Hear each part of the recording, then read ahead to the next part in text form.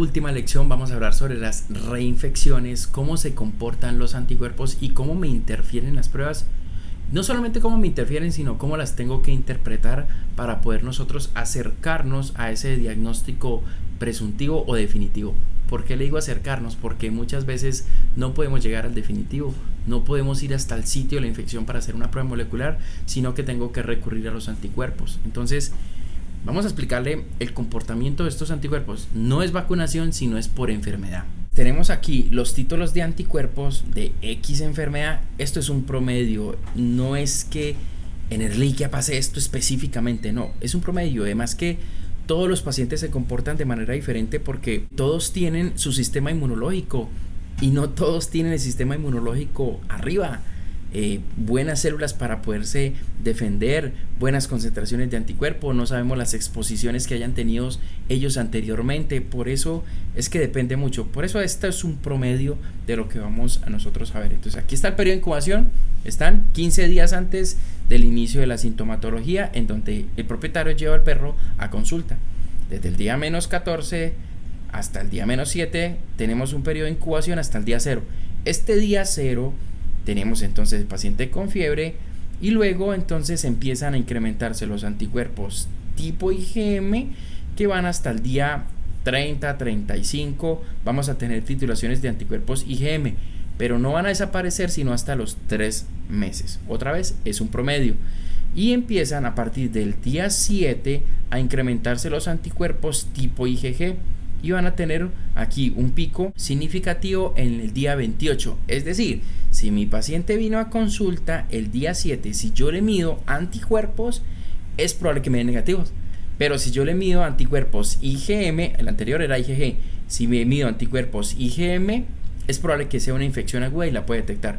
Fíjese que acá en el día 14-15 es donde vamos a tener el pico máximo de IgM. A los 3 meses ya no vamos a encontrar anticuerpos IgM. IgG van a perdurar durante meses, hasta 6 meses, algunos hasta años.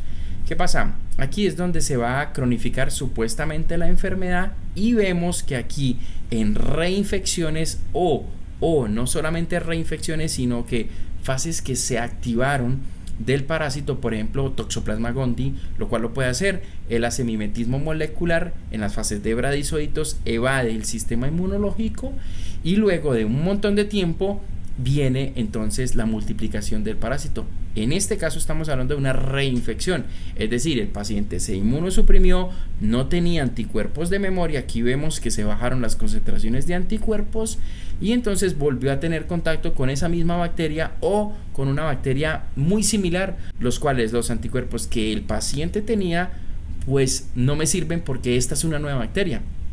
Es decir, el paciente tuvo al principio un contacto con Ehrlichia canis. En este momento de reinfección ya no tiene contacto con Ehrlichia canis sino una Ehrlichia chafensis, por ejemplo. Entonces se elevan de nuevo los anticuerpos, tanto de memoria que tenía Ehrlichia canis como los nuevos anticuerpos. A esto le llamamos reinfección. También pues existe una posibilidad de que se infecte con otra vez Ehrlichia canis.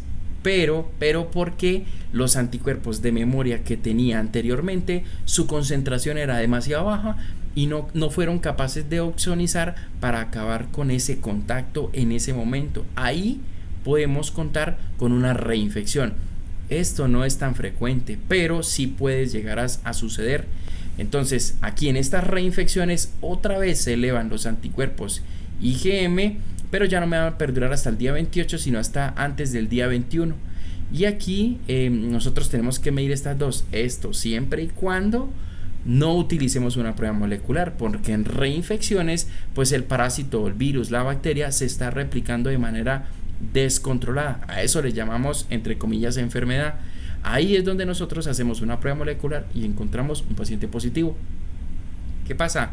Que como no podemos ir siempre a ese sitio de la infección, tenemos que hacer uso de los anticuerpos. Por eso traigo esta gráfica para que les quede a ustedes pues grabada. Creo yo que es lo que más o menos se comporta en la mayoría de las enfermedades y las pueden interpretar de esta manera. Muchas gracias, hemos terminado todas las lecciones, ya pues nos queda despedirnos de ustedes. Esperamos que todas estas lecciones descarguen los PDFs. Sí les ruego que no los compartan, pues porque pues esto es de pago, ¿no? Y pues es un desgaste que nosotros hacemos leyendo muchos artículos, mucha investigación en Google Scholar, pues lo cual pues genera un desgaste mental, y sí les agradezco mucho que sean para ustedes. Esto se hace con todo el cariño para que ustedes aprendan a hacer un diagnóstico, aprendan a interpretar los anticuerpos IgG, los anticuerpos IgM y las pruebas moleculares.